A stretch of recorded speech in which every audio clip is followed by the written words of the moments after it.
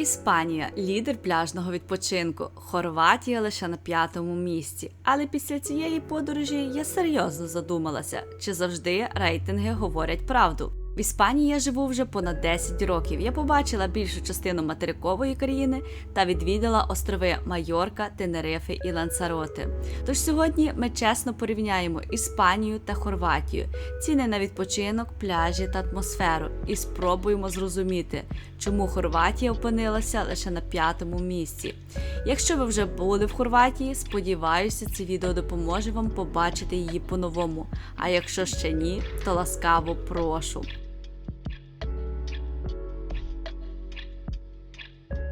Перше, з чого ми розпочнемо, це буде житло в Хорватії. Перед поїздкою до Хорватії я, чесно кажучи, знала про країну зовсім небагато.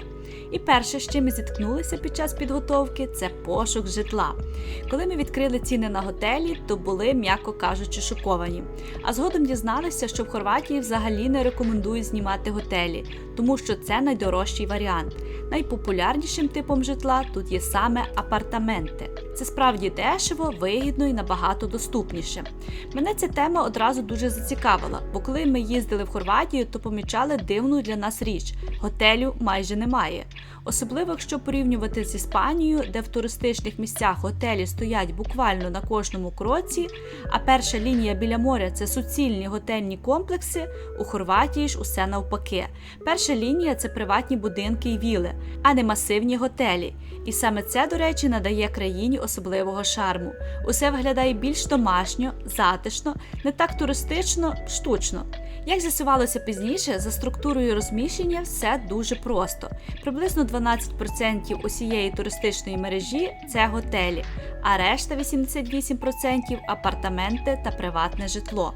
І така ситуація склалася не випадково. Апартаменти домінують через кілька причин. Перша причина – це велика наявна житлова база. У багатьох містах та прибережних селах уже було багато приватного житла. Місцеві почали перетворювати свої будинки і квартири на туристичні апартаменти. І це стало одним із головних джерел заробітку. Кажуть, що значна частина хорватів взагалі живе саме з туризму і навіть не працює на інших роботах. Друга причина – це сезонність туризму.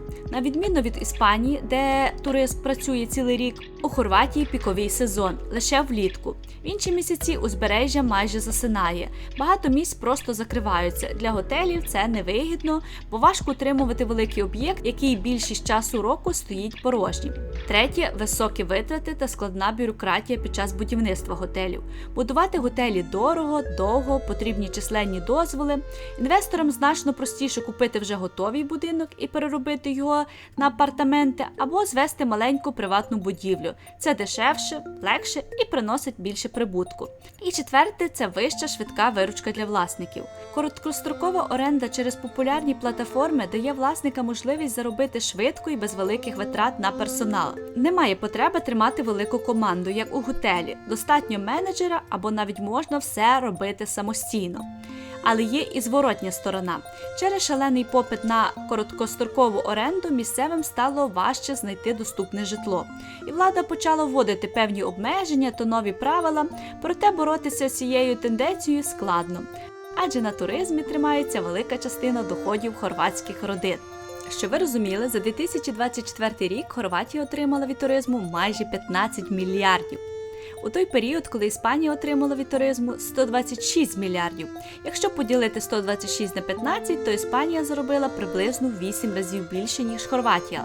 Але якщо врахувати, що територія Іспанії майже в 9 разів більше за Хорватію, то можна сказати, що по відношенню по площі Хорватія навіть трішки виграє. Тобто за 1 квадратний кілометр землі Хорватія приносить туристам дохід більше, ніж Іспанія.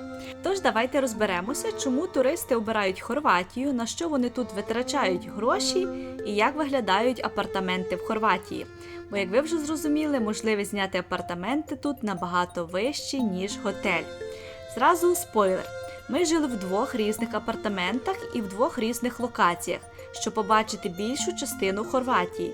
І це були два абсолютно різні досвіди. Можу сказати наперед, від того, де ви зупинитесь, може залежати вся ваша відпустка, ваше враження, атмосфера і навіть спосіб, яким ви відкриватимете країну. Тобто місце проживання може повністю змінити ваш досвід відпочинку, як на позитивний, так і на негативний. Наша відпустка розпочинається в цьому просто мальовничому селищі Пісак. Воно є досить маленьке, досить таке сімейне. Тут проживає в несезон всього 200 людей, щоб ви розуміли. В сезон, звичайно, що воно наповнюється. Скажу, що готелів тут немає, тут тільки є апартаменто, і на кожному майже будинку написано апартаменто і назва апартаменто. Тому можна зрозуміти, що це селище живе на туризмі. Хоча і сервісу тут не так багато, тут дуже мало барів, є, напевно, один ресторан або два і один супермаркет на ціле селище. І він досить такий маленький, такий сільський, тому якщо хочеться скупитися щось більше вигідніше, варто поїхати в найближче містечко, де є Lidl, це півгодини їзди. Але супермаркет в селищі також рятує. Ось так він виглядає. Це досить маленький і дуже нагадує супермаркети в Україні.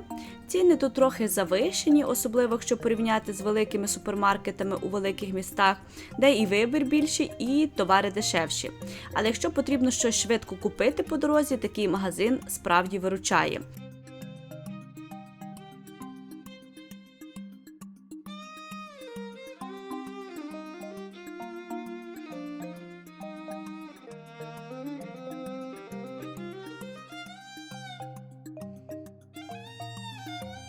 В 19 столітті це містечко було рибацьким таким портом.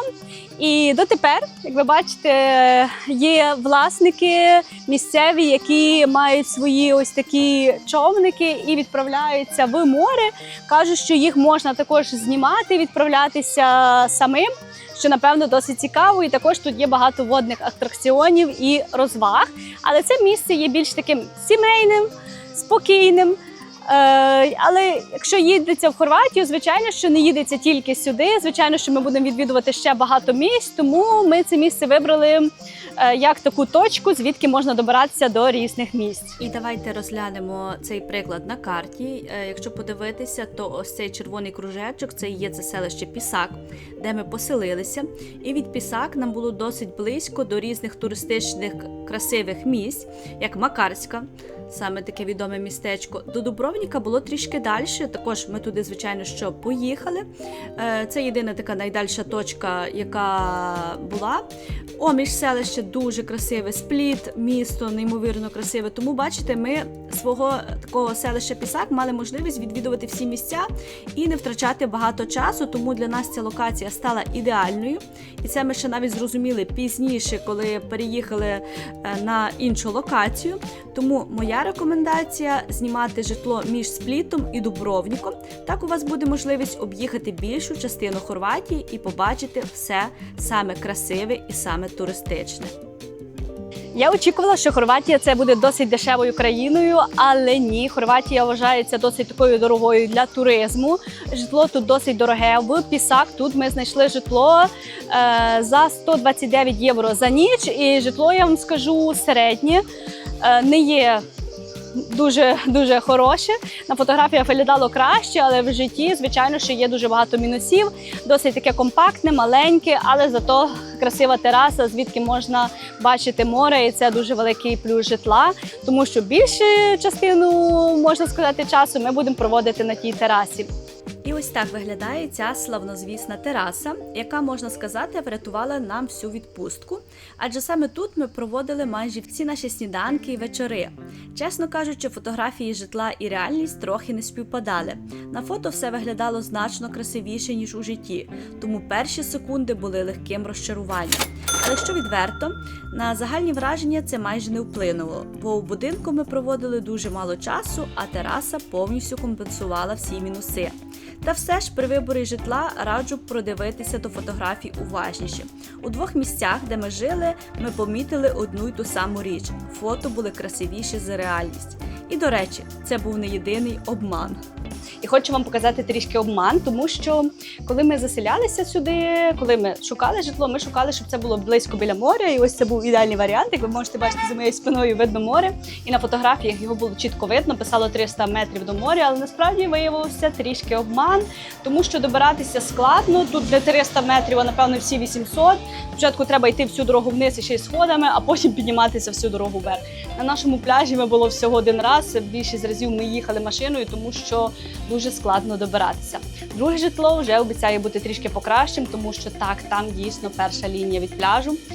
Подивимося, яке буде друге житло, але перше трішки нас, так можна сказати, обдурило, тому майте на увазі, якщо ви з вікна на фотографіях бачите море, це не означає, що ви будете близько біля моря, тому що в Хорватії всі будинки, вони построєні під гору, і згори майже всіх будинків видно море, але насправді це не означає, що ви будете біля моря. Ось це так виглядає. Видно море, все, але подивіться, скільки ще є вниз. І щоб дойти до нього напряму, ось так дороги немає. Треба йти ось цією дорогою, так, напевне, метрів 300-400, потім повернути і тих 300-400 метрів йти сюди, а потім вже десь тут є сходи ще, не знаю, скільки там сходинок, ну достатньо. Більше, ніж 100, я думаю, сходинок, щоб ще дойти до пляжу. Тому ось тим людям, що живуть ось десь там в тих будинках, їм дуже близько. Нам насправді не дуже близько, але ми не єдині. Тут вище є ще будинки, ви можете побачити, що живуть ще далі, ніж ми.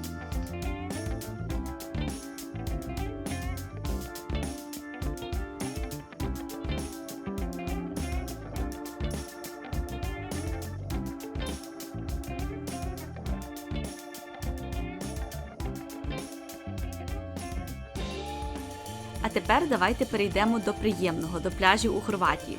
Перший пляж, який ми відвідали, був у самому селищі Пісак, де ми поселилися. І, як ви вже зрозуміли, це дуже маленьке, дуже спокійне селище на узбережжі, ідеальне для тих, хто хоче відпочити без шуму великих курортів. І одним з його плюсів є те, що пляжі тут не такі переповнені, як у великих туристичних містах.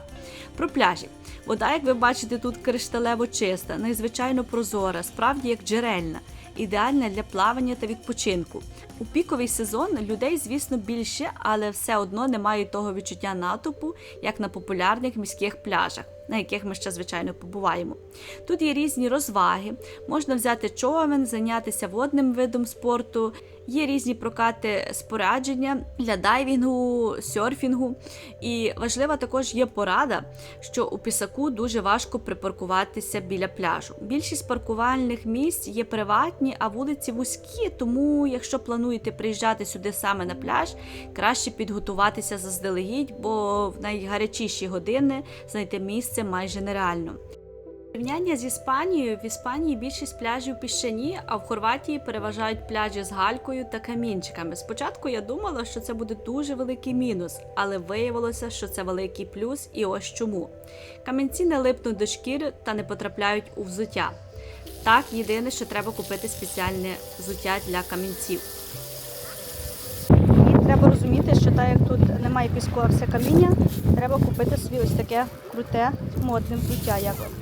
Але скажу, дуже-дуже зручно. Купляли в Декатлоні ще в Польщі. Вода через відсутність піску залишається кришталево чистою та прозорою. Просто подивіться на цей вигляд. Хвилі не піднімають муть, тому море виглядає майже дзеркальним. Лежати на гальці з карематом та рушником часто навіть зручніше, ніж на піску, який нагрівається і обпікає.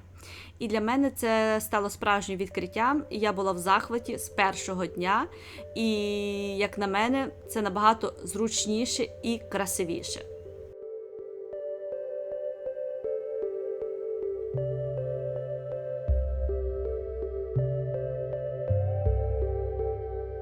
Як на мене, у Хорватії найкраще шукати віддалені та дикі пляжі. Пізніше я покажу ті дикі місця, у які ми буквально закохалися.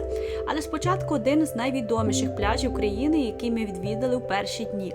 Мова йде про Пунта-Рата. Пляж, який постійно з'являється у всіх туристичних фото з Хорватії. Перше, з чого би я почала, це з парковки. Вона там є платна, але щастя є в тому, що там можливо припаркуватися, тому що не біля всіх пляжів можливо припаркуватися. Як на мене, парковка – це сама болюча тема в Хорватії. І нам пощастило, тому що ми приїхали під вечір, коли люди почали розходитися, і ми легко знайшли і парковку, і місце на пляжі. Але, чесно кажучи, я очікувала, що цей пляж буде набагато красивішим. Я не знаю, чим керуються, коли визначають найкрасивіші пляжі, але якщо бути чесною, пізніше ми відкрили для себе ще декілька пляжів, які, на мою думку, були набагато красивішими за цей, і вони були майже невідомі, можна сказати, дикі. І саме це мене вразило найбільше.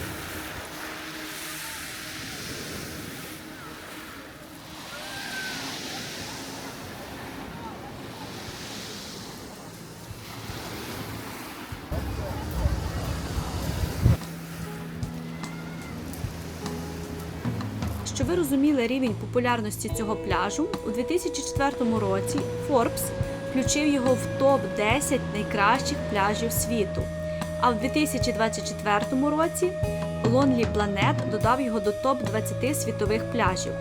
Тому так, це місце з міжнародним ім'ям, його особливо люблять сім'ї, а де сімейні пляжі, там багато людей і жвавості. Ми відвідали його тільки один раз, і нашою найбільшою удачею стало те, що ми приїхали на захід сонця. Увечері людей значно менше, атмосфера спокійніша, а краєвид просто неймовірний. Захід сонця тут справді варто побачити хоча б один раз. Але на щоденний відпочинок я б його не обрала. Дорога парковка, великий натовп роблять свою справу. Та якщо вас це не лякає і хочеться побачити знаменитий пляж з картинок, приїхати сюди точно варто. До речі, Пунта-Рата знаходиться в селищі Брела, відомому чистою водою, сосновим краєвидом та скелею Брела Стоун, яка стала символом узбережжя. Поруч є кафе, ресторани та все для зручного відпочинку.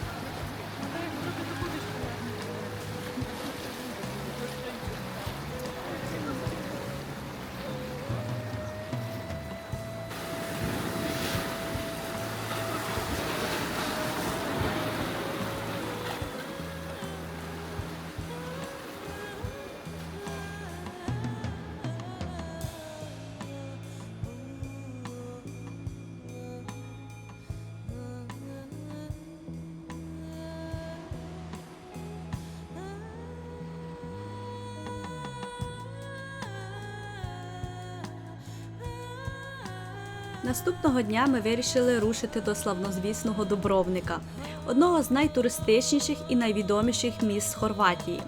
Скажу чесно, наша дорога була довга, але того варта. Адже Хорватія вражає своїми пейзажами. Особливо, якщо їхати узбережжям, краєвиди просто захоплюють.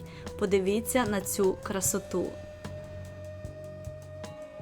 Дубровник – це без перебільшення одне з найтуристичніших міст Хорватії і, мабуть, одне з найвідоміших у світі. Місто має власний міжнародний аеропорт, тому щороку сюди прилітають мільйони туристів з різних куточків планети. І добираються вони сюди не лише літаком, а й морем.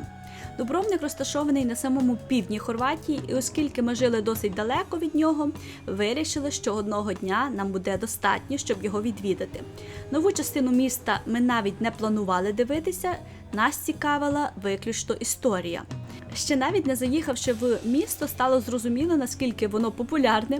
Уже на під'їзді ми побачили величезний круїз, а це одразу дає зрозуміти, що сюди приїжджають не лише автомобілями чи прилітають літаками, Дубровник є однією з головних зупинок середземноморських круїзів. Найцікавішими місцями тут вважається гора Сирч і, звичайно ж, стара частина Дубровника. Саме з гори Сирч ми вирішили почати наше знайомство з містом. До вершини можна дістатися трьома варіантами – пішки, канатною дорогою або автомобілем. Ми, звісно, обрали найпростіший варіант, поїхали туди машиною, але варто сказати чесно, дорога досить вузька і звивиста, і для тих, хто не дуже впевнено почувається за кермом, вона може здатися непростою.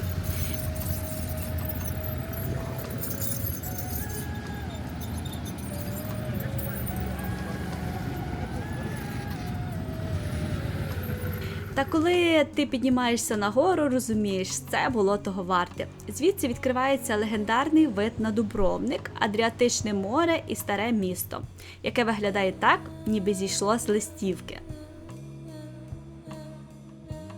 Але щоб сфотографіруватись на найкрасивішому виді, треба було заплатити 3 євро за людину. Але можна і безкоштовно побачити цей вид з гори, якщо підібратися, де їде фунікульор. Як вам така красота? Ну, людей дуже багато, якщо що.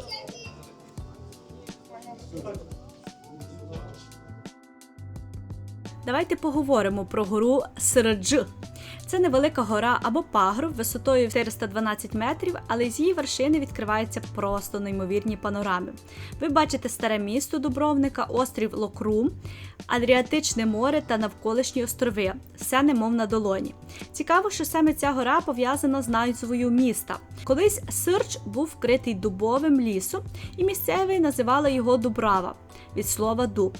І саме від цього слова, ймовірно, пішла сама назва міста Дубровник. І не знаю, як вас, але мене більше зацікавила назва цієї гори – Срдж. І я почала цікавитись, звідки вона походить. І знаєте, знайшла одну таку версію, що кажуть, що вона може бути пов'язана з святим Серджем, місцевим варіантом імені святого Сергія. Як на мене, це досить складна назва, але чомусь її придумали, і, можливо, для самих хорватів вона і не така складна в вимові, як для мене.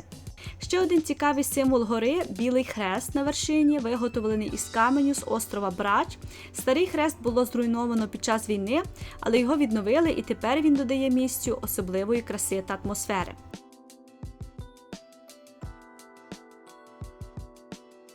І знаєте, що кажуть самі місцеві, що найкраще підніматися на гору Срдж саме ввечері, щоб зустріти там захід сонця. Кажуть, що він один з найкрасивіших у всій Хорватії, коли море ніби світиться золотом, а старе місто внизу виглядає як казкове.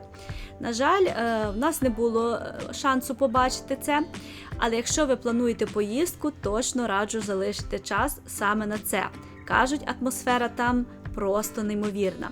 Ну а ми після прогулянки на вершині і насолоди панорамою вирушаємо до того, заради чого сюди приїжджають туристи з усього світу, до старої частини Дубровніка. І тут починається найцікавіше.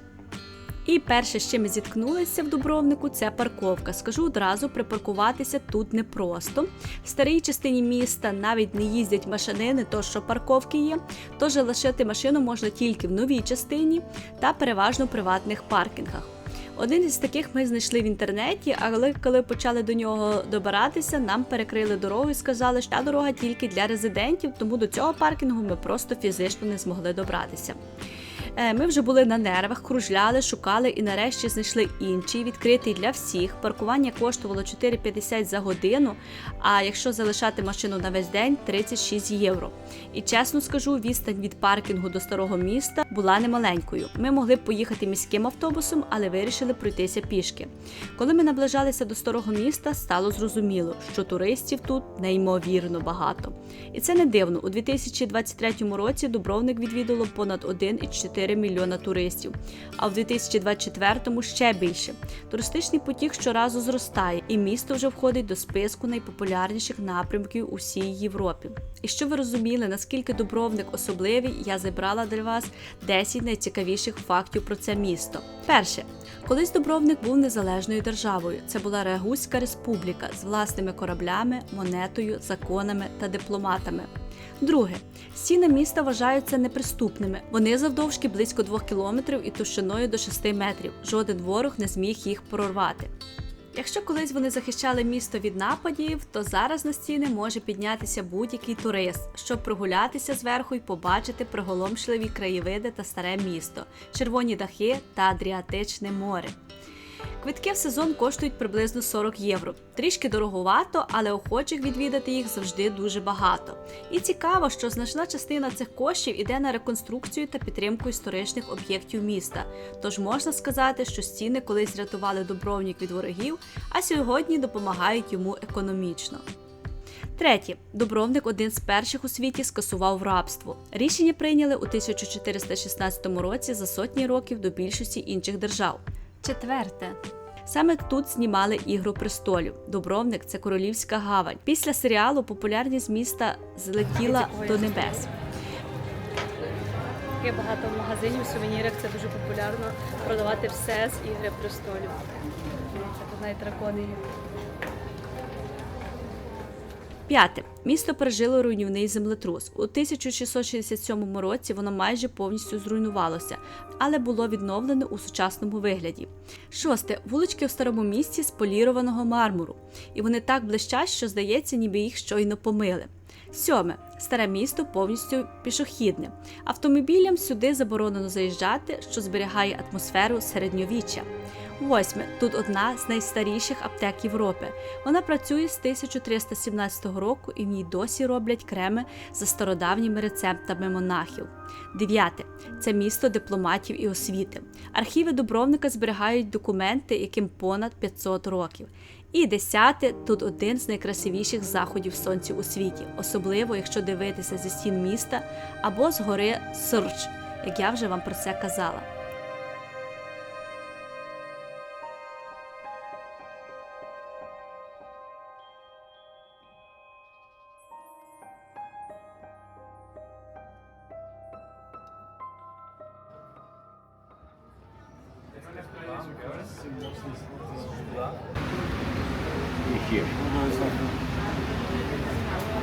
Here's a pizza, Balkan grill, carne, cevapi, traditional Balkan food, cevapi carne.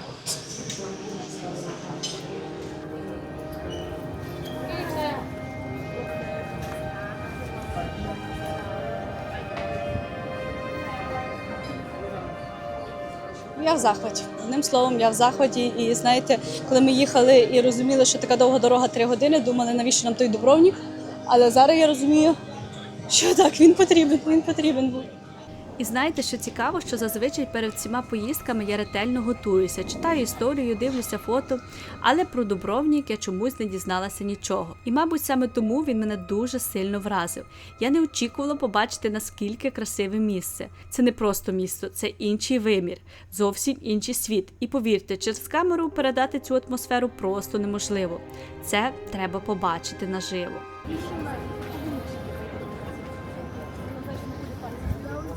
Minnow.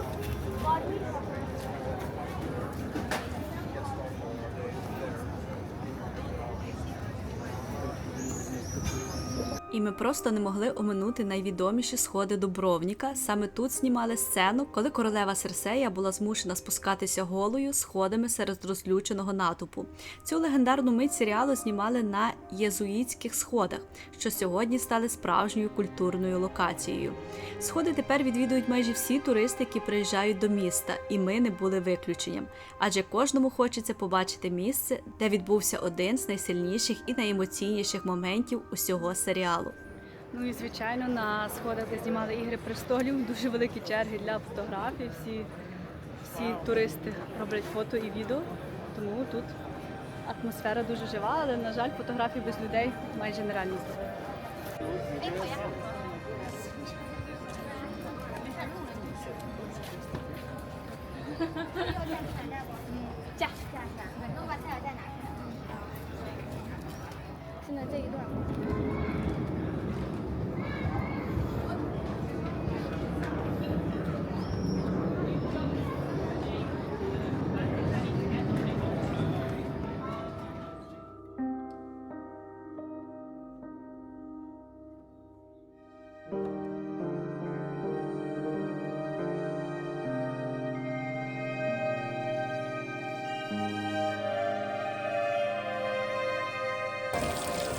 А вона така холодна, що аж пальці ламають.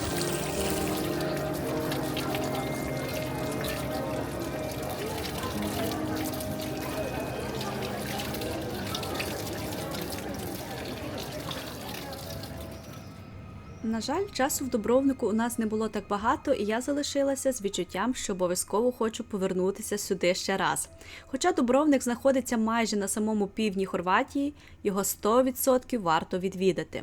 З цікавого по дорозі, якщо їхати узбережжям у напрямку Дубровник, можна побачити безліч маленьких придорожніх точок, такі собі домашні магазинчики, де продають локальну продукцію. Це мед, фрукти, домашня випічка та інші смаколики власного виробництва. Хорвати активно активно заробляють на туризмі. І це чудово відчувається. Якщо порівняти з Іспанією, там таке практично не зустрінеш. Щоб працювати офіційно, потрібно багато дозволів і ліцензій. І це просто невигідно. У цьому Хорватія більше схожа на Україну. Проста, жива і дуже привітна. Ми, звісно, не втрималися і зупинилися біля одного з таких магазинчиків.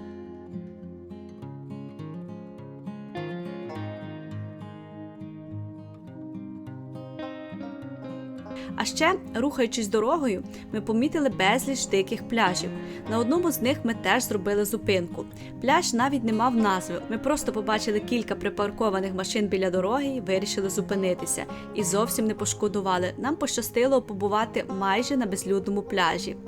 Саме це і вражає у Хорватії. Таким чином ми завершили цей день спонтанно, красиво і дуже по-хорватськи.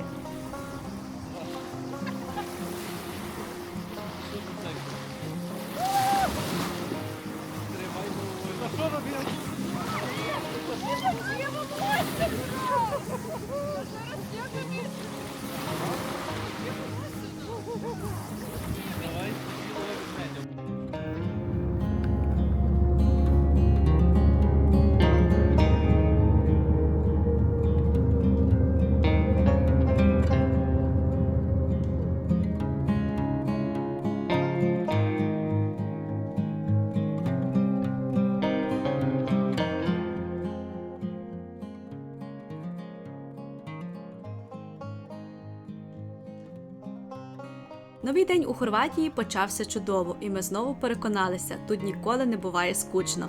Адже окрім дивовижних краєвидів, у цій країні завжди можна знайти безліч цікавих розваг на будь-який смак. Найближчим до нас туристичне містечко, де відчувається справжнє життя та більша цивілізація, була відома Макарська. Популярне місце, яке славиться своєю красою та активним туристичним рухом. Щоб урізноманітити нашу відпустку, ми вирішили саме туди. Вибрали одну з місцевих розваг. Перше, з чим ми зіткнулися, звичайно, що це парковка. На щастя, при в'їзді в Макарську ми одразу помітили вуличну парковку. Трохи часу пішло на те, щоб розібратися, як її оплатити. Важливо пам'ятати, що деякі місця для паркування призначені лише для резидентів, тобто для тих, хто живе в цій частині міста. Ми вже мали подібний досвід у Данії, коли припаркували авто на звичайній вуличній парковці та отримали штраф у 80 євро, бо це місце було лише для місцевих жителів. До речі, про цю ситуацію є окреме відео на моєму каналі. Тому тепер ми набагато уважніші, перекладаємо таблички, читаємо все до кінця і перевіряємо правила двічі. Оплативши паркування та переконавшись, що ми стоїмо в дозволеному місці, ми нарешті вирушили гуляти по Макарській. Тут є розваги на будь-який смак, від пляжного відпочинку до морських прогулянок. І саме морська пригода здалася нам ідеальним варіантом. Звичайно, що ми дуже хотіли побачити хоч один острів Хорватії, і щоб не тратити, можна сказати, багато часу, ми знайшли такі тури на катері, де можна добратися до 3 островів. Тур коштує 80 євро за людину. Пише, що на катері буде 10 людей. І буде тривати 5 годин. Зараз подивимося, як, чи нам сподобається, які в нас будуть емоції.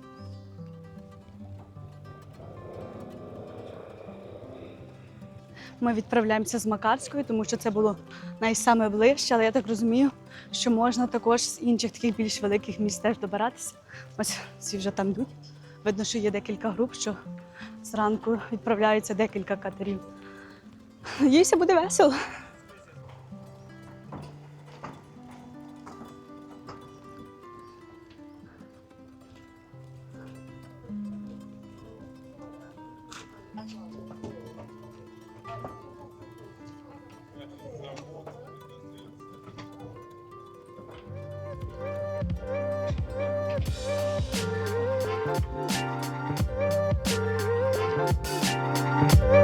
Ось такий вид ці Макарський.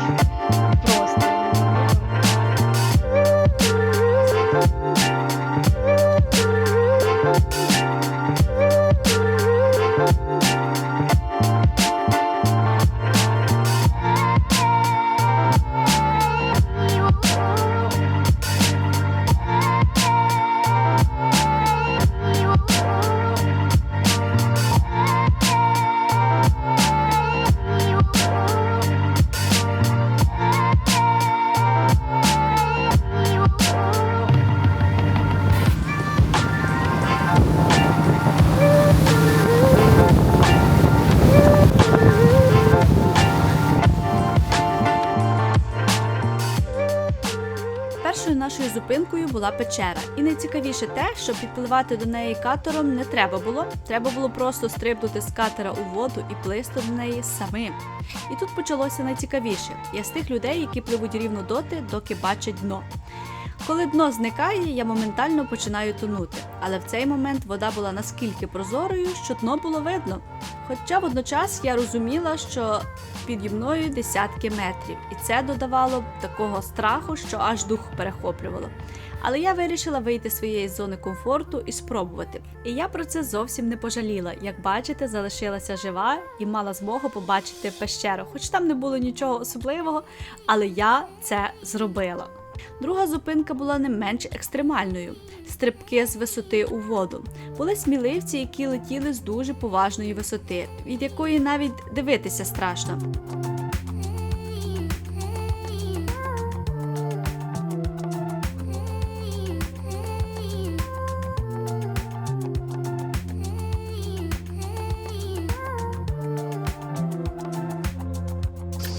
Так, наступна розвага – це стрибки скали. Я, напевно, на це не наважуся. Виглядає дуже страшно. Але я б була б не я, якби не наважилася, і, звичайно, я знову залізла у воду, доплила до того каменя, стрибнула з нього, погордилася собою і повернулася назад на катер. Деколи страху треба дивитися в очі. І що найцікавіше, я знову залишилася жива. І наступна наша зупинка була однією з найцікавіших, тому що ми вже, можна сказати, ступили на острів Хвар. І тут ми відвідали одне з найтуристичніших та й найатмосферніших місць – містечко Хельса. Це містечко просто неймовірне. Просто погляньте на його розташування. Гори, море, бухти, тераси, човни. Краса, яка буквально забирає слова. Хельса виглядає так, ніби її намалювали на листівку. Кольорові будинки, крихітні вулички, запах моря і теплого вітру. Тут хочеться залишитися хоча б на день, а краще б і на тиждень, якщо чесно. І нас тут висадили, щоб ми мали змогу погуляти.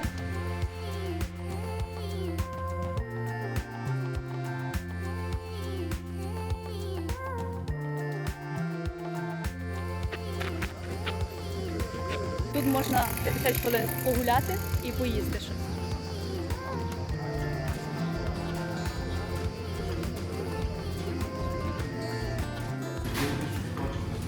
And for me also with cheese. Yeah.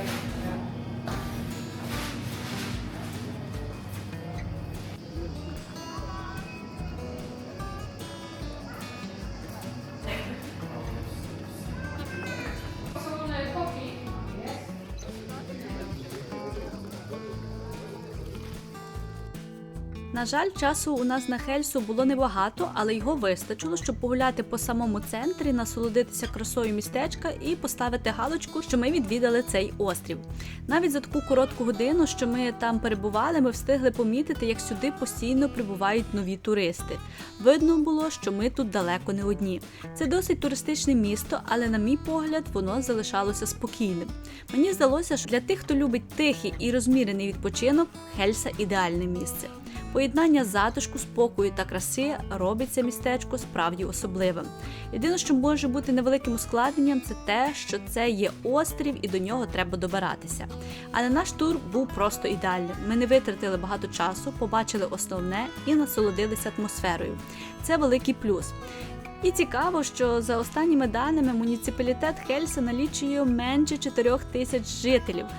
Але я гадаю, що в деякі дні кількість туристів може перевищувати населення міста. Ми побули тут лише 50 хвилин, але тільки спостерігали, як сюди приїжджали все нові і нові гості. Але як, звичайно, що не поїхати і не подивитися на таку красоту. Як можна побачити, багато турів саме спрямовані на те, щоб відвідувати самі красиві місця, і Хельса входить в одне з таких найкрасивіших міст, яке варте відвідування.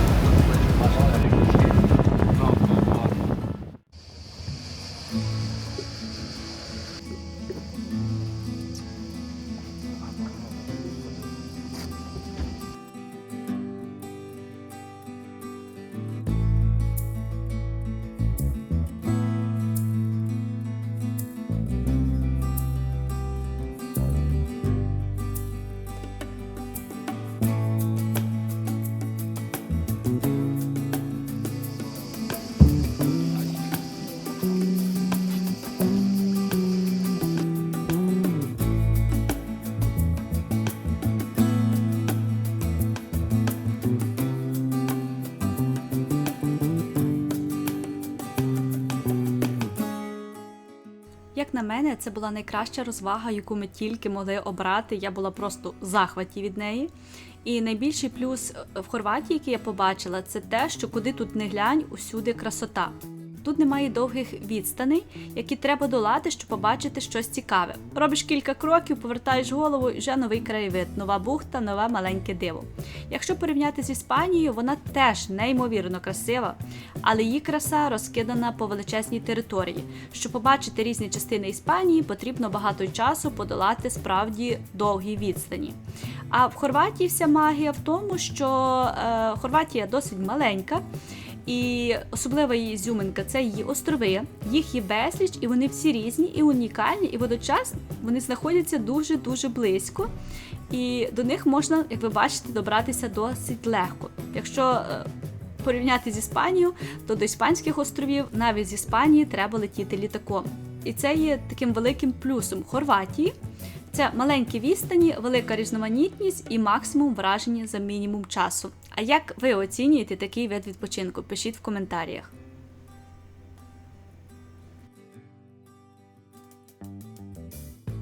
І після такої подорожі, звичайно, треба було трішки підкріпитися. У Макарській є чимало справді достойних закладів, де можна смачно поїсти.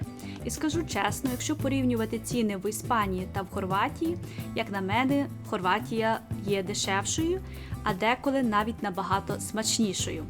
Не знаю, чи через те, що Хорватія ближче до України і більш схожа на українську кухню, чи через інші причини, але мені хорватська кухня підійшла більше. І по цінам скажу так, що залежно від закладу ціни можуть бути схожими або відрізнятися, але подача в Іспанії зазвичай буде простішою, і ціни на островах в Іспанії завжди будуть дешевші, чим на материку.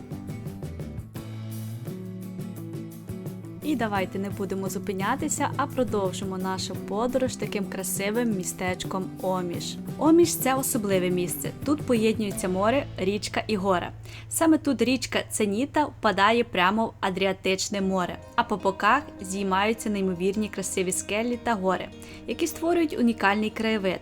Таке поєднання робить Оміш одним із найатмосферніших куточків всієї Хорватії. Одне з таких найінстаграмніших і найкрасивіших місць, як на мене, це є Оміш. Просто подивіться на цю красоту, ці гори, ці лодки і ця річка. Це просто щось неймовірне. Сюди варто приїжджати, щоб зробити красиві фотографії, подивитися на красивий вид. Але це містечко цікаве не тільки красотою, а й своєю історією. Оміш має одну з найцікавіших історій на всій Адріатиці і заслужено носить репутацію піратської столиці. У 12 і 13 століттях Оміш контролювали представники родини Качич. Саме вони та їхні спільники були омішськими піратами. Вони грабували торгові кораблі, що пропливали повз узбережжя, нападали на судна з Венеції, Спліта, Трогіра та інших міст. Через ці дві високі скелі по обидва боки річки Ценіта вони ховалися та спостерігали зверху. Коли кораблі наближалися, з висоти вони бачили все, і це була їхня сильна, майже неприступна позиція. Саме завдяки цьому омішські пірати вважалися непереможними. Жодна держава довгий час не могла їх здолати. Влади Венеції та інших великих держав не раз намагалися покінчити з піратством, висилали війська, проводили незалежні морські походи, але, як кажуть, попри всі зусилля, піратство тут тривало дуже довго, аж доки не ослаб вплив родини Качич і не змінилися політичні умови Адріатики. Саме ця легендарна історія надає Омішу колоритної, майже казкової атмосфери.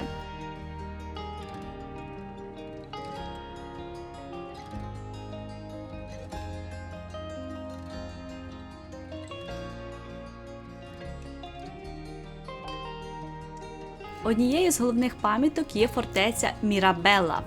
Вежа 13 століття, що стоїть над містом. Піднятися до неї означає побачити неймовірний вид на море, річку та весь Оміш. Ми мали змогу побачити її з дрона, а також трішки піднялися самостійно. Не до самого верху, бо часу було небагато. Але скажу, що бажаючих піднятися на фортецю я бачила дуже багато.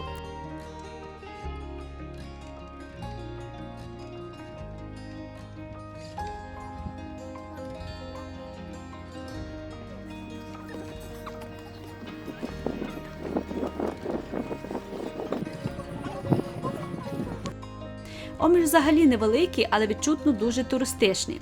Якщо порівняти його з селищем Пісак, де ми проживали, то це просто небо і земля.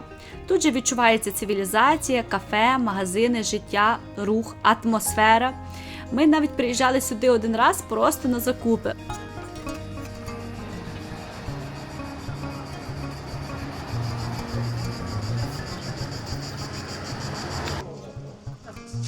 Що я писав?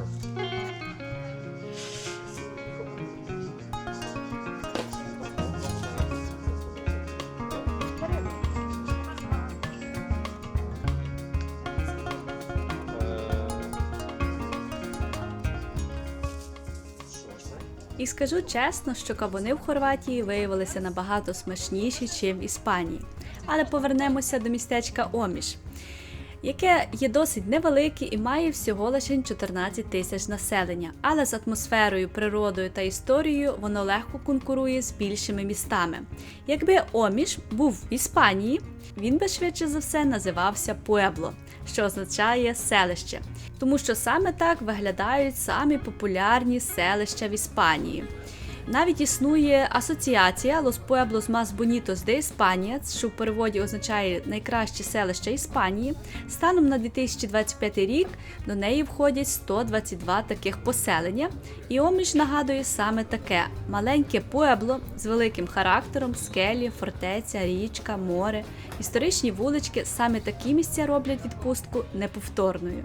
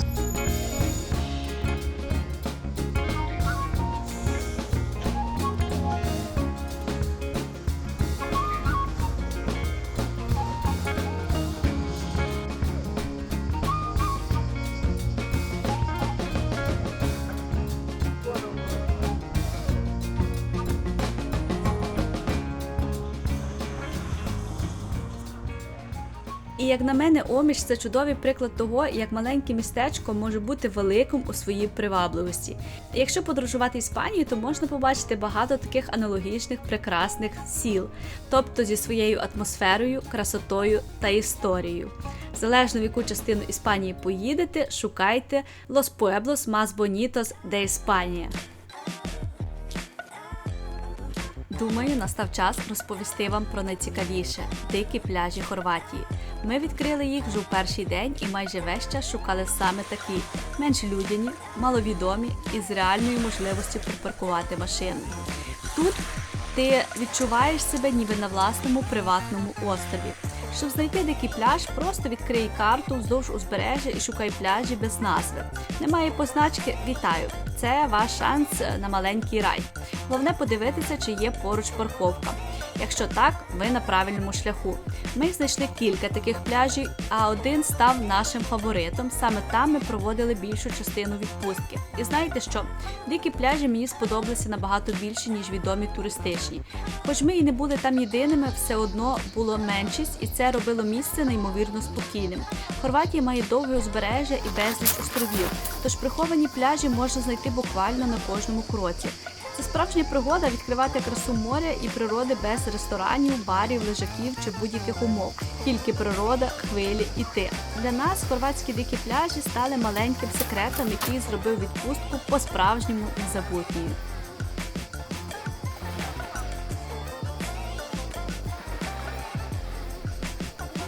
Давайте я вам покажу, як ми знайшли свій перший дикий пляж. От як ви бачите, це є Пісак. І якщо заїхати в себе селище і поїхати по польовій дорозі, ось тут є польова дорога, тут є маленькі такі пляжі. І ось тут є такі будуються нові житлові комплекси. І ось біля одного з житлових комплексів, бачите, тут є де припаркувати машину. Ми тут і лишали, небезпечно лишали. І тут почали будувати такі сходи, вони в процесі будівництва. Ми навіть думали, що вони стануть приватними колись в майбутньому. Ми спускалися і потрапляли на ось цей дикий пляж. Як ви бачите, він не має ніякої позначки. І це був дуже великий плюс, тому що про цей пляж знали далеко не всі. Але, як виявилося, ми були не єдині, хто відкрив його для себе. Кожного дня, коли ми приїжджали, там можна було зустріти тих самих людей, а інколи нових. Було видно, що й туристи знали про це місце, хоча, на щастя, їх усе ж було небагато. Це одне з тих місць, яке знаходиш випадково і одразу розумієш, це маленький скарб. І хоч іноді хочеться залишати такі пляжі таємницею, проте не можу просто не поділитися з вами, бо він справді вартий уваги. Добиратися до подібних місць інколи буває непросто. У цьому випадку видно, що тут уже почалося будівництво сходів, оскільки поруч зводять приватні віли. Дуже сподіваюся, що цей пляж ніколи не стане приватним і залишиться таким самим диким, як і зараз. І знаєте, саме людям, які будуть знімати тут житло, це буде дуже великий плюс. Але, як на мене, на цьому і на багатьох інших пляжах сама більша проблема – це є парковка. Якщо до дикого пляжу можна дійти пішки, то це просто ідеально. В нашому випадку це було трішки далекувато, і ми тільки один раз не знайшли парковки, тому що на диких пляжах, звичайно, що немає багато парковки, і це такий, як на мене, найбільший мінус.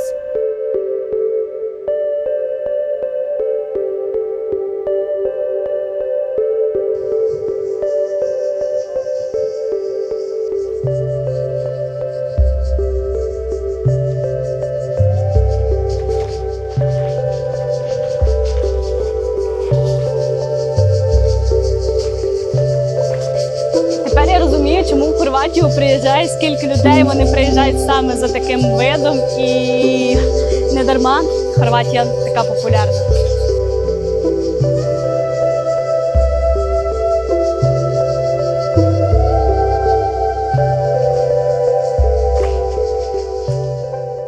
Краєвиди, як ви бачите, тут просто неймовірні, але давайте перенесемося на ще один пляж з не менш красивими краєвидами. Це стежка, по якій ми зараз будемо спускатися. На цей пляж ми приїхали перший раз, тому зараз подивимося, чи варто до нього було їхати, чи ні. Але він близько від нашого дому, тому багато часу не потратили. Навіть нам повезло знайти парковку. Це дуже складно. Але, напевне, ви всі звернули увагу, що місцевість виглядає згорілою. І так, вона справді вся згоріла. Щоб ви розуміли, лише 3 тижні до нашої поїздки в цій частині узбережжя сталася дуже велика масштабна пожежа, яка в буквальному сенсі дійшла до будинку, де ми жили. Коли ми приїхали і побачили це все на власні очі, першою думкою було, могло ж статися так, що ця відпустка взагалі б не відбулася, якби вогонь зачепив саме той будинок. На щастя, полум'я зупинилося буквально за кілька метрів до нього. Пожежа знищила близько 300 гектарів соснових лісів, чагарників і низької рослинності. І під час нашого перебування ми власними очима спостерігали наслідки – знищену природу, спалену землю, обвуглені дерева. Для мене це був не перший раз, коли я бачила подібні наслідки. Вперше ми, можна сказати, пережили таку пожежу на Тенерифах. На 3-й день нашої подорожі там почалася наскільки масштабна пожежа, що частину острова просто перекрили і туди нікого не пускали. І з будь-якої точки можна було бачити цей гігантський стовп диму. Відео у мене є на каналі, якщо ви хочете це подивитися. Тут нам пощастило трішки більше. Ми приїхали приблизно через 3 тижні після події, і на наш відпочинок ця пожежа вже не вплинула. Єдине, що засмучували – краєвиди обгорілих дерев. Ця мертва природа нагадувала, наскільки велика частина узбережжя постраждала. Але давайте перейдемо до хорошого. Я хочу вам показати ще один пляж. Цей пляж уже не є диким, але він доволі віддалений і має наскільки красиві краєвиди, що я вважаю, він точно вартий відвідування. Є кілька мінусів. тут дуже мало парковки та неймовірно багато сходинок, якими потрібно довго спускатися вниз. Тому цей пляж ніколи не буває переповненим, не всі готові долати таку складну дорогу. Але саме це робить його особливим. На пляжі розташований унікальний маленький будиночок, який додає цьому місцю ще більше чарівності. І я навіть не хочу думати, як вони доставляють сюди їжу і все інше. Але пожити тут тиждень я би сама не відмовилась. Також варто розуміти, що тут немає ні ліжаків, ні туалетів, ні барів. Усе найближче у сусідньому селищі, до якого ще треба добратися. Хоча пляж і має свою офіційну назву Марушіче, він все одно відчувається майже диким. Його головна цінність – це краєвид. Вид звідси просто неймовірний. Справжня хорватська магія – море, гори, каміння, сосни – усе це створює атмосферу абсолютного спокою. Треба також розуміти, що це ще один гальковий пляж, місцями навіть з бетонними чи скелястими ділянками. Це тихе, спокійне, природне море з прозорою водою та природним ландшафтом.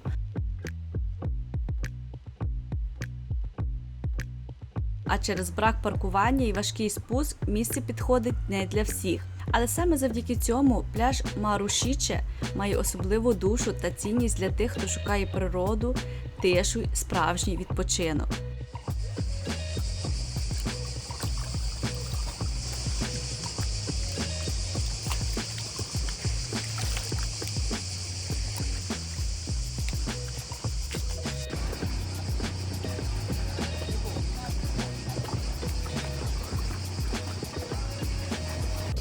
Я думаю, що красота Хорватії вразить всіх без винятку, тому що де ще можна побачити таку красоту.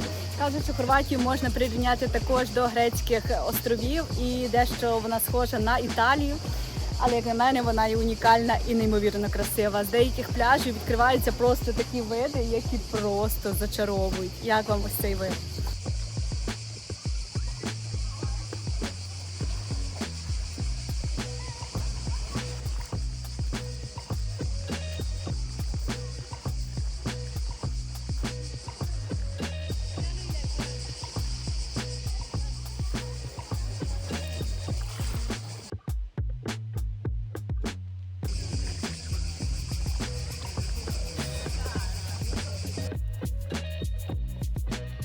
І знаєте, пляжі в Хорватії – це неймовірно красиво, але тут ще є багато інших чудових місць.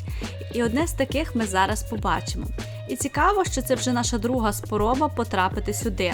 Тому що при першій нашій спробі нас не пропустили, ми приїхали дуже рано, у першу годину роботи, і нам сказали, що всі квитки на цілий день були розкуплені. Довелося повертатися додому і, чесно кажучи, це було трохи розчарування. Але нам порадили купити квитки онлайн, адже вони розкуповувалися дуже швидко. Я знайшла квиток на останню годину наступного дня, і ми вирішили спробувати ще раз. Якщо ви ще не здогадалися, куди ми їхали, це скляна оглядова платформа Ківальк на горі Біоково. Місток над обривом зі скляною підлогою, що дає відчуття польоту над прірвою. Я, чесно кажучи, висоти не боюся, тому для мене це було легко і цікаво одночасно. Але відразу скажу, для людей, які бояться висоти, ця локація може стати справжнім викликом. Не всі зможуть ступити на прозорий скляний настил, під яким прірва. Бо ви розумієте, ця платформа дає змогу буквально стояти над прірвою і дивитися вниз, на море, хмари й далекий горизонт. Сківальк має форму підкови діаметром 8,5 метрів і разом з плоскими частинами виступає приблизно на 11 метрів на край скелі. А знаходиться вона на висоті 1228 метрів над рівнем моря. Просто уявіть, що ви стоїте у повітрі як птах і під вами сотні метрів порожнечі. Що цікаво, платформу відкрили як частину великого проекту модернізації для того, щоб підкреслити природну красу парку Біоково та створити нові варіанти для туристів. Будівництво Сківальк було частково профінансовано з фондів ЄС у рамках програми розвитку регіонів і туризму. І знаєте, спочатку я думала, що всі їдуть сюди виключно заради цієї платформи. Але пізніше переконалася, це далеко не так. Сам парк має свою власну магію і свою родзинку, і до неї ми ще дійдемо, але спершу про сам Сківальк. Ми взяли квиток на 7 годину вечора, хоча платформа працювала лише до 8. Це була остання доступна година. І як на перший раз для нас це стало такою невеликою помилкою. Ми не знали точних деталей і приїхали, можна сказати, в рівно в 7 годині. І це був дуже великий мінус. Оскільки платформа скляна, для безпеки на неї запускають одночасно приблизно 30 людей. Тому для того, щоб потрапити в парк, спочатку треба при вході в парк відстояти чергу, поки не вийдуть одні машини, не пропускають інші машини. Орієнтовано на годину заїжджає 30 відвідувачів. Максимальний час перебування на платформі десь приблизно 10-15 хвилин. І поки попередня група не вийде з парку, наступна не може заїхати. І, звичайно, що люди, які вже заплатили 15 євро за вхід за кожну людину, заїхали в парк, вони не з таким великим бажанням і виїжджають звідти, дехто залишається надовше. І саме в останню годину це найбільш відчутно. Тому ми мусили спочатку відстояти чергу, поки пропустять нашу машину. І ця платформа знаходилася 13 кілометрів від головного входу в парк. І це ще десь треба було півгодини їхати на машині, тому що це була польова, така скалиста, важка дорога. І ще ця дорога була своїми перешкодами. Це були, як ви бачите, корови і коні. Це було дуже цікаво, але це також забирало свій час. Але в цей момент ми ще не знали, що нас буде чекати, коли ми будемо вертатися назад. Це ще, можна сказати, були квіточки. Декілька корів і декілька конів.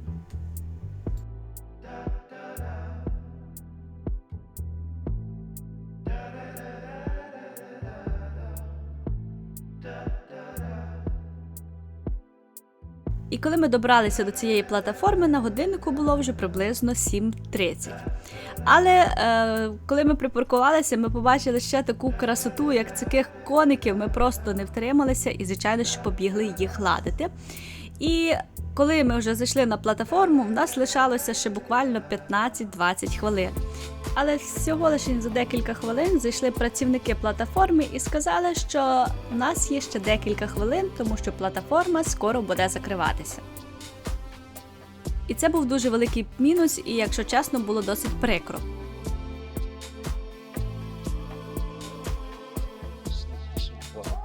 Ще страшніше? Яка величина, ні?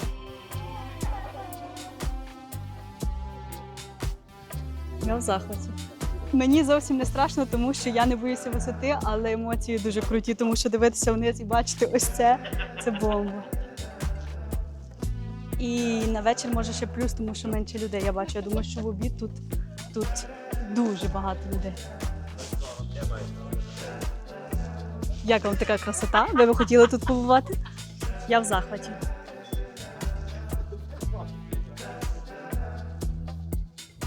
І хоча сонце ще не встигло повністю сісти, і для фотографії це був далеко не ідеальний час, все ж були й свої плюси.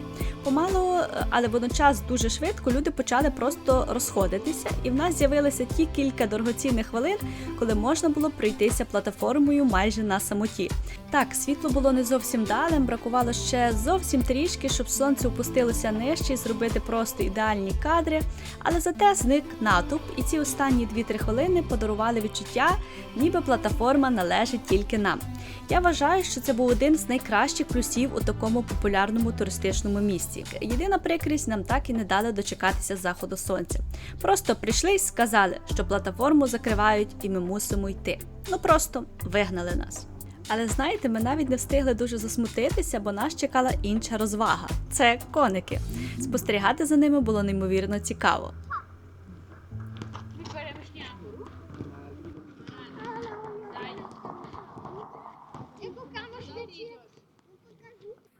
Просто подивіться, як до них можна близько підійти, вони взагалі не бояться. Я в захваті. Як вам таке? Я б її поцілувала, але не знаю, чи вона мене поцілує у відповідь чи ні. Боже, я поцілувала його. Але разом з цікавістю була і своя частка небезпеки. Ці коні, здається, живуть тут усе життя. Вони наскільки звикли до людей і машин, що не бояться нічого і поводяться абсолютно спокійно. Можливо, навіть надто спокійно. І справді, подивіться на це. Ми їхали вузькою гірською дорогою вниз, а вони йшли просто навкруги нас. Нібито їхня траса, а ми лише гості, але так і було. Ми були в такому шоці, що ще довго не могли оговтатися. Чесно кажучи, я машину не воджу, але якби тоді я була за кермом, то, мабуть, не зрушила б і на метр. Страх був дуже відчутний, бо як не крути, це дикі тварини, і ти ніколи не знаєш, що від них чекати.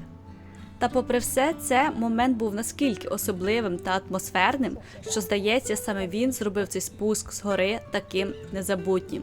Ну і звичайно, що захід сонця.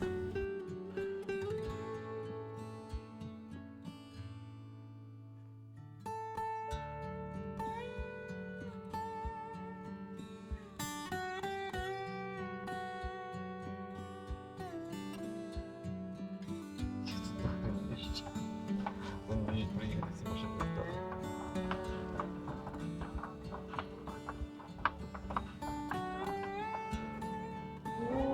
Ти це бачиш? Подивись, скільки їх.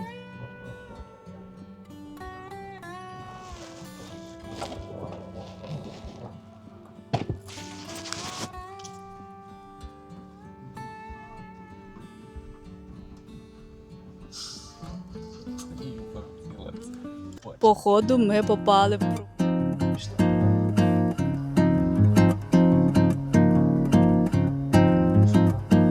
Може, там ще один обхід? Там був ще один обхід.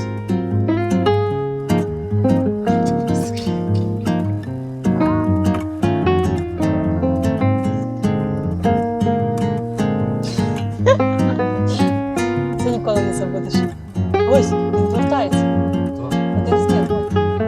А той другий на горі вже стоїть.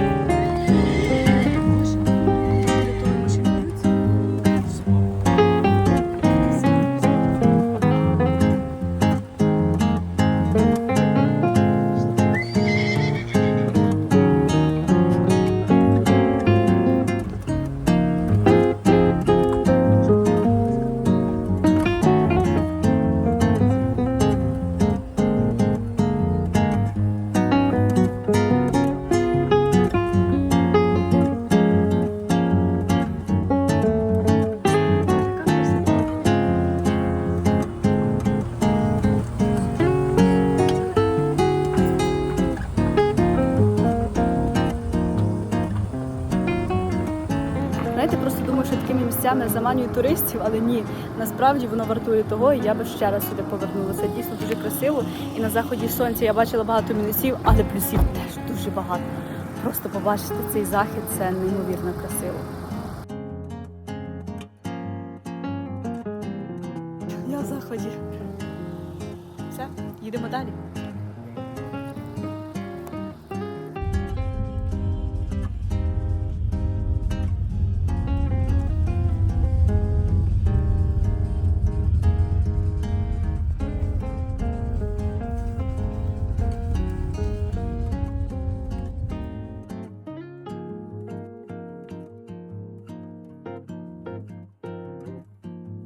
Ми переносимося до Спліту, відомого хорватського міста на узбережжі Адріатичного моря, яке славиться своєю старою частиною міста, але далеко не лише нею.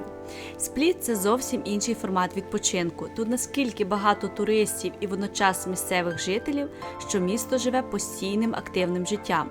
Тут немає відчуття курорту на кілька днів. Це повноцінне місто, де є абсолютно все.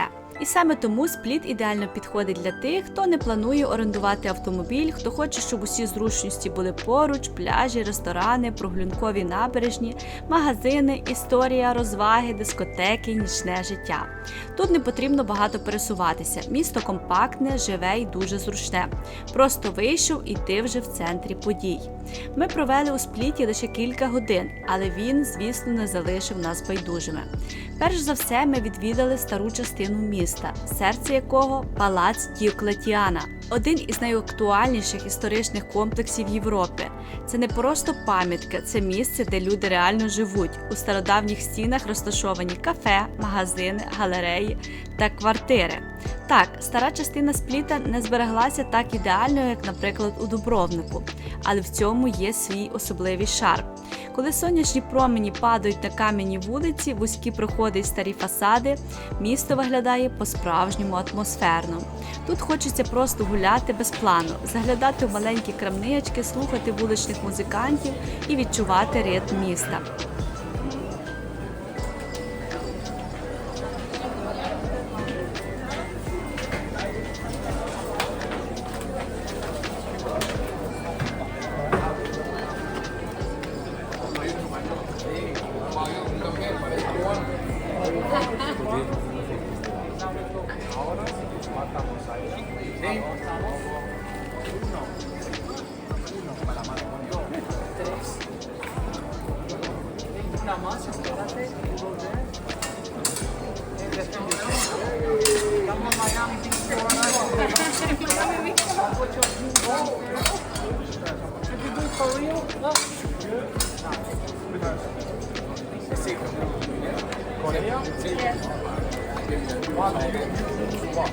Якщо прислухатися, то можна почути, що ці хлопці розмовляють іспанською мовою. Також в Спліті я чула декількох гідів, які вели екскурсію іспанською.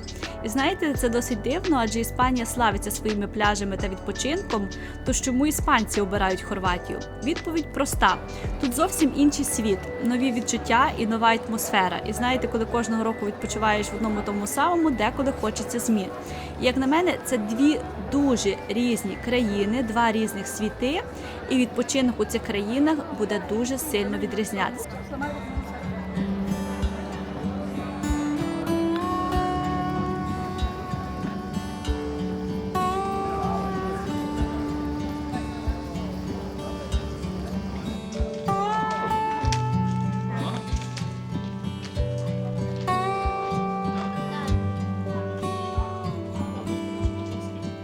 Я просто в захваті, я в шоці.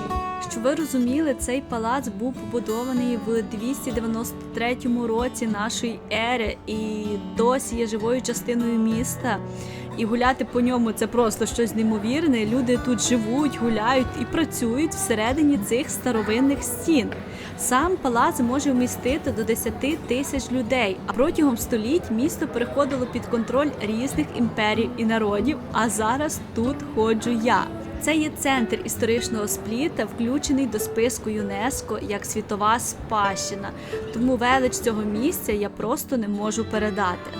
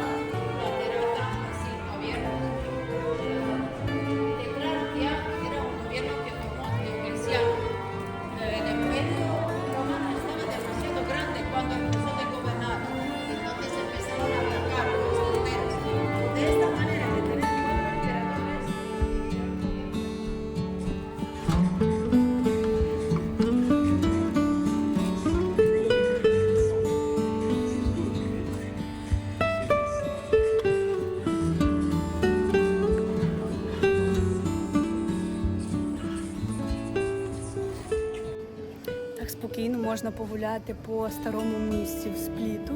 Людей дуже багато. І, якщо чесно, дуже цікаво, але так багато вулиць, що я не знаю, скільки часу треба потратити, щоб це все обійти.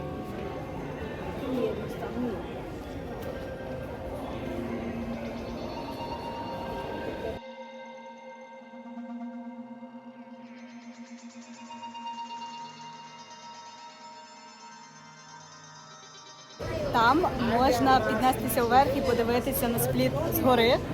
Я майже пройшла без тікета, тому що треба було мати квиток, але я зайшла була, але я потім щось вступила і вернулася назад. Бо виявилося, що я зайшла, коли на вході не було нікого, пішла по сходах, тоді я побачила, що люди мають якісь квитки і зрозуміла, що треба було десь купити квиток, повернулася назад, побачила, що охоронник вже стоїть. Коли я вийшла, я зрозуміла, що тікет не купляється на вході, а треба йти в туристичний центр, і в мене не було на це часу, і я просто вже не відвідувала це місце. Але, знаєте, було обідно, тому що я була вже всередині.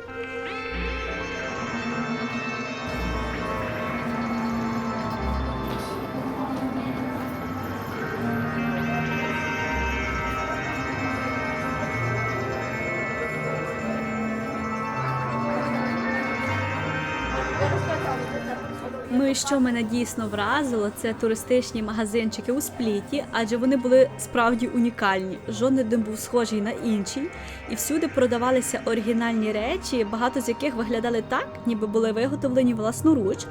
Це дуже відрізнялося від Іспанії, адже в більшості туристичних місць там продають майже одинакові товари, і часто на них так і написано «Made in China». Саме тому Хорватія в цьому плані отримує великий плюс. Звісно, ціни на ручну роботу тут не низькі, але саме ця автентичність і оригінальність по-справжньому захоплює. В Іспанії такі магазинчики також існують, але зустрічаються значно рідше. Знайти щось унікальне справді складно.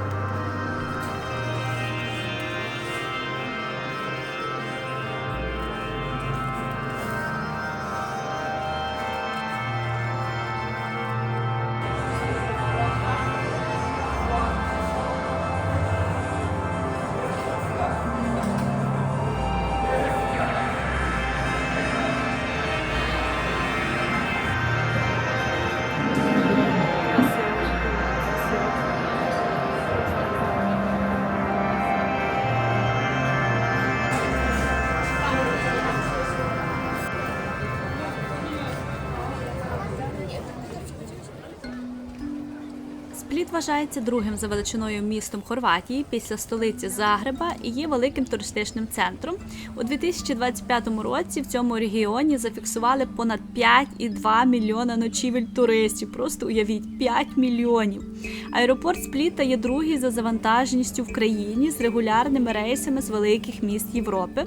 Також, як і в Дубровнику, у Спліті знімали сцени серіалу «Гра престолів», що робить місто особливо привабливим для фанатів. Але, на мою думку, найунікальніша частина Спліта – це, звичайно, що старе місто. Тут можна годинами гуляти, розглядати деталі, відчувати історію буквально на кожному кроці. Нова частина міста зовсім інша, але саме поєднання старого і нового Спліта, і також пляжів, робить це місто по-справжньому особливим.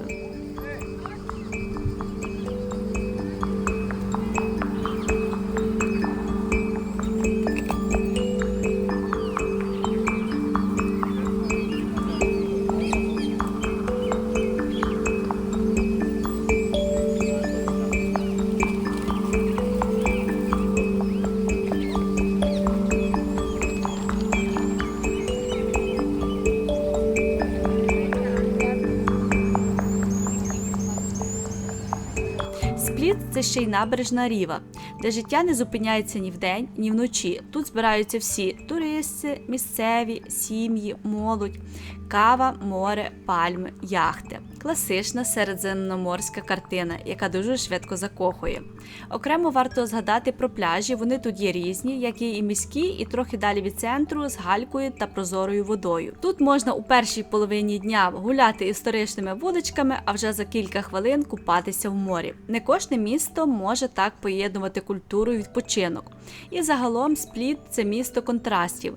Стародавні стіни і сучасні бари, спокійні ранки, гучні ночі, туристичний рух і справжнє повсякденне життя місцевих.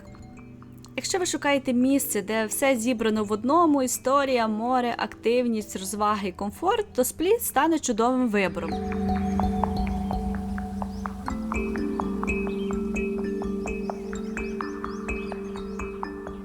І давайте перейдемо до найцікавішого. Наші останні 3 дні ми провели на одному з островів Хорватії. Перш ніж розповідати далі, хочу одразу сказати. Я була на 3 іспанських островах – Тенерифе, Майорка та Лансароте. Найбільше мене вразив саме Лансароте, адже це справді неземний острів. Відео з нього вже є на моєму каналі і, чесно кажучи, я впевнена, що він здивує кожного.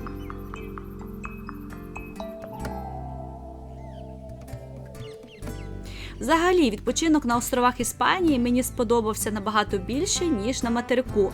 Саме тому від островів Хорватії я очікувала такого ж ефекту – нових відчуттів, вау-емоцій і повного перезавантаження. Але реальність виявилася іншою. Я не можу говорити про всі острови Хорватії, але саме цей острів приніс мені більше розчарування, ніж захоплення. І зараз я покажу вам, як насправді пройшов наш відпочинок тут. Чим він відрізнявся від материкової Хорватії і чому цього разу очікування не співпали з реальністю. Ми приїхали до другого нашого житла. Перший сюрприз, який нас чекав, нас тут ніхто не зустрів, і ми не можемо додзвонитися до власника, не знаємо навіть куди заходити. І другий сюрприз, писало ніби перша лінія, то це, походу, друга лінія і там все каміння. Ось так виглядало наше друге житло, і знову та сама проблема. Фотографії і реальність трохи відрізнялися. Фото були зроблені з правильного ракурсу, з ідеальним освітленням, і через це житло здавалося значно більшим і красивішим, ніж воно було насправді. І, чесно кажучи, це мене не здивувало, адже це був уже другий такий випадок у Хорватії. Якщо порівняти з Іспанією, скажу відверто, скільки житла я знімала в різних регіонах Іспанії, з таким я практично не стикалася. У більшості випадків фотографії повністю відповідають реальності. Іноді бувають дрібні винятки, але загалом усе виглядає так, як на фото. І більше того, не раз було навіть навпаки. Ми приїжджали і реальність виявлялася кращою, ніж на фотографіях. І я думаю, що це багато про що говорить. Мені здається, що Хорватія в цьому плані ближче до нашого менталітету. Часто хочеться показати трохи краще, ніж є насправді. Друге житло трошки, можна сказати, більш правдиве дійсно. Пляж можна побачити ось зразу, але він дуже кам'янистий. Тому мінуси є, що в першому житлі, що в другому. І перше, напевне, на мій погляд, воно було зручніше, тому що там дуже красиві пляжі, було дуже близько. Тут, напевно, з пляжами буде трішки гірше. Ось так виглядали пляжі біля нашого будинку, досить таке велике каміння, і якщо чесно, ці пляжі зовсім не могли зрівнятися з тими, які ми бачили раніше на материковій Хорватії. Краєвид був красивий, море чисте, але самі пляжі не викликали того захоплення, на яке я сподівалася. І в цьому моменті було маленьке розчарування. Але, звичайно, що тут були і свої плюси. Як на мене, тут дуже красиво заходило і сходило сонце, на що можна було довго любуватися.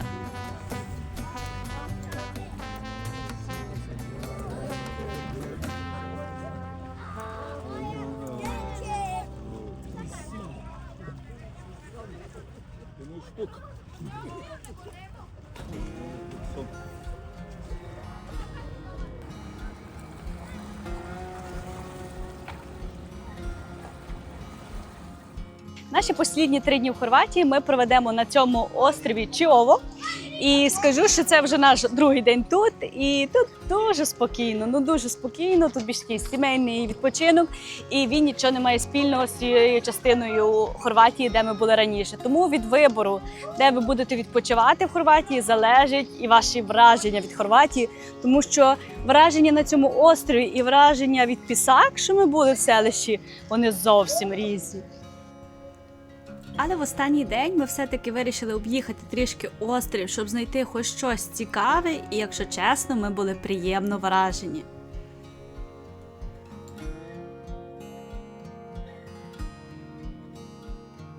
Якщо перші враження з цього острова у нас були не дуже, ми подумали, що цей острів не наскільки красивий, як та частина, де Макарська, то ми, напевно, дуже сильно помилялися. Ми просто не знали, що якщо поїхати вглиб цього острова, то тут просто ідеальні такі пляжі. Вони також кам'яні, але вода ідеально чиста, людей досить мало. І тут просто нереально красиво. І ще тут зразу літають літаки. Зараз, щоб я його захопила, не знаю, чи його видно. Ось десь там летить літак.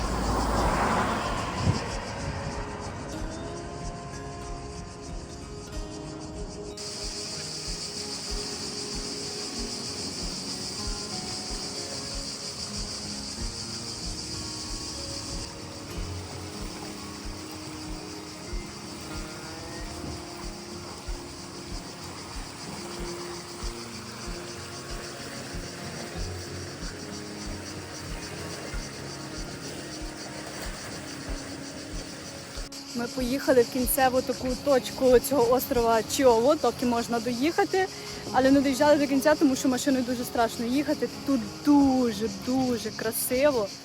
І видно, що багато машин їдуть ще далі.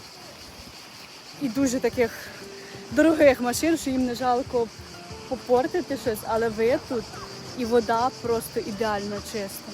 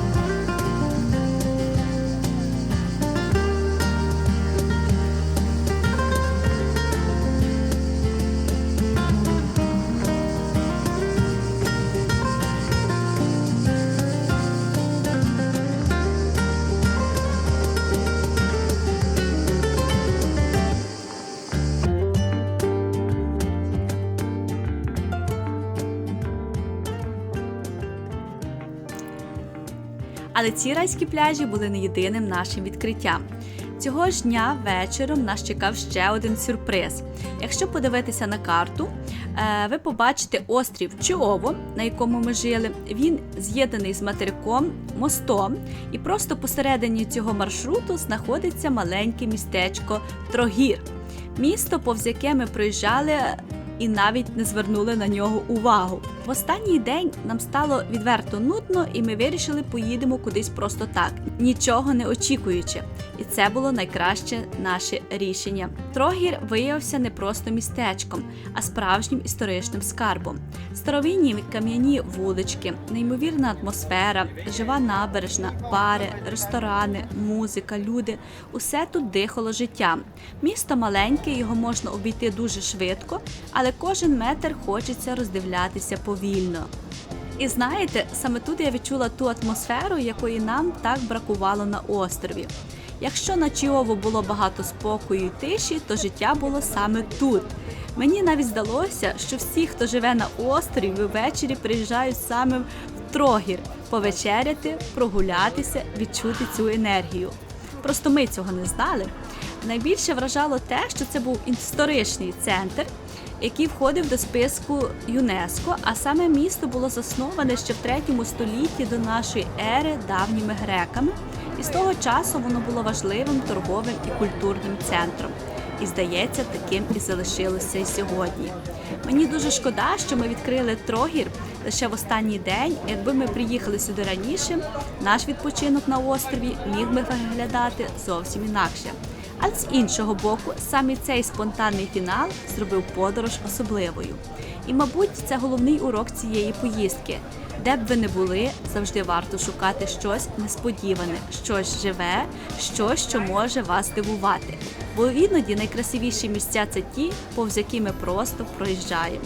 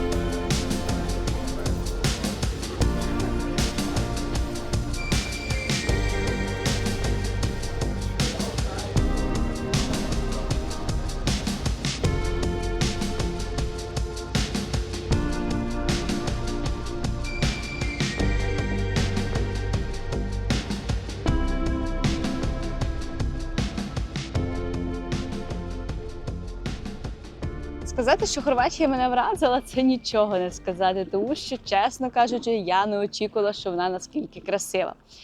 Коли я дивлюся фото чи відео в Інстаграмі, я завжди розумію, що там трішки є фотошопу, трішки фільтрів, тому я не сприймаю це, що таке саме я буду бачити на свої очі. Але Хорватія – це саме та країна, яка дійсно вражає красотою і в якій дійсно ця красота справжня, а не інстаграмна.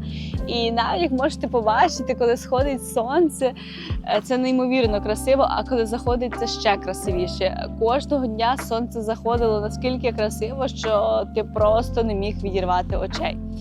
Тому, якщо плануєте подорож в Хорватію, не задумуючись, їдьте в Хорватію, тому що вона вас точно здивує.